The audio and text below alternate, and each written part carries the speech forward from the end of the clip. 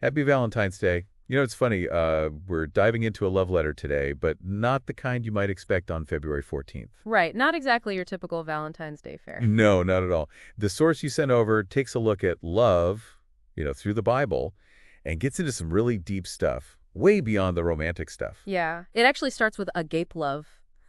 You know, Agape. that's right, selfless love, unconditional, the kind of love, that expects nothing in return. And they jump right in with John 3:16, for God so loved the world. I mean, we've all heard that one, right? Sure, but it's not just about the verse itself, it's about what it tells us about God's love. Okay, so what did it tell us? Well, the source points out something really interesting about sacrifice in that story, the sacrifice God makes. What's that? They talk about how God's love is it's preemptive. You know what I mean? It's not about reacting to something bad happening. It's about acting before something bad happens to prevent it. Wow, I never thought about it that way. I mean, we don't really think about love like that, like most of the times, do we? No, not really. It's like incredible when you stop and consider it.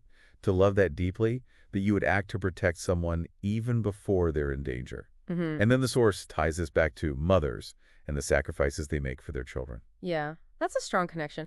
Mothers, they often embody that selflessness. I mean, putting their kids' needs way before their own. The source really dives into how powerful that is. It's true, you don't really understand it until you become a parent yourself. Right. The source does mention eros, though.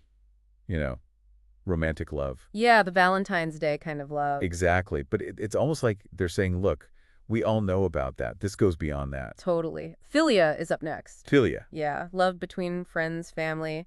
And here's where they bring in Plato. Plato, like the philosopher. That's right. Plato saw Halia as this super intense bond, a really powerful emotional connection that has nothing to do with physical stuff or romantic attraction. That's really beautiful.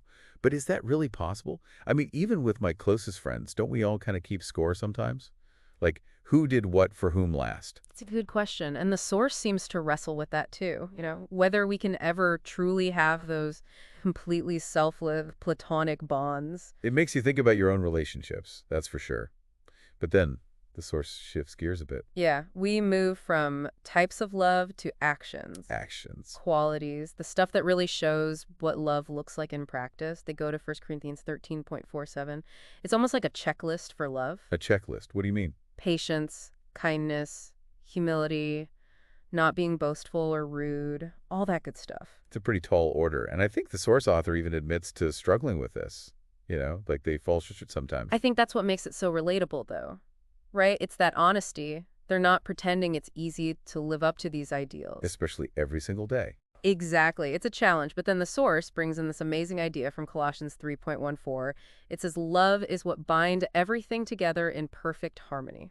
It really makes you think, about how when love is at the center of things, everything just works better, whether it's your family or your job or even, I don't know, like society as a whole. Absolutely. And then the source quotes 1 Corinthians again, 13.33, where it says that love is the greatest, greater than faith, greater than hope. Love is the most important thing there is. That's a powerful statement. Wow.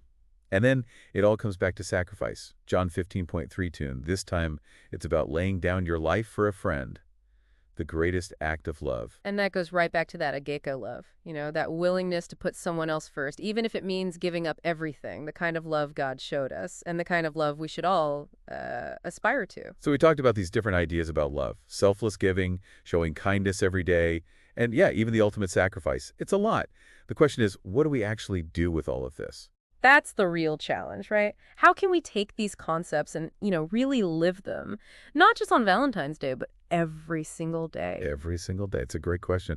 And I think this source is really pushing us to examine that, to think about where we can all be more patient, more forgiving. Where can we show more of that preemptive love, the kind of love that acts to protect and care for others before anything bad happens? Exactly. This wasn't just a deep dive into ideas about love. It was a call to action. And that's something we can all take with us. Something to think about, for sure. Absolutely. 2C2.